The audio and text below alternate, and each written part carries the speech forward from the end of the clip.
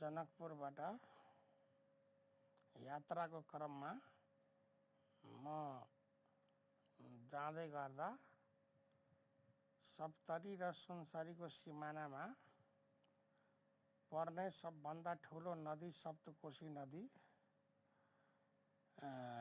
यसको 56 ढोका रहेछ यो सप्तकोशी नदीको। र यो सप्तकोशी नदी भनेको यो हाम्रो नेपाल सरकारको मतहतमा छैन। यो नदी भनेको यो भारत सरकारको प्रत्येक त्यहाँ कार्यालय सहयोगीदेखि लिएर त्यहाँका कर्मचारी जति छ त्यहाँको हाकिमसम्म सबै भारत सरकारको छ।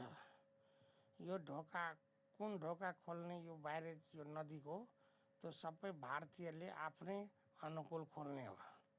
यहाँ नेपाल सरकारको केही चल्दैन। त्यो भएर यो सप्तकोशी नदी भनेको यो यसको 56वटा ढोकामा अब यो सबै यो नदीको जति यो पुल छ सबै हेरचाह गर्ने भारतीयहरू हो। यो पुलको लम्बाइ पनि ठुलै छ। त्यो भएर जाने क्रममा यो कोशी ब्यारेजमा मैले यो भिडियो एउटा बनाउने मैले इच्छा गरेको हो। अहिले चाहिँ म यात्राको क्रममा म अहिले विराटनगर जाँदैछु।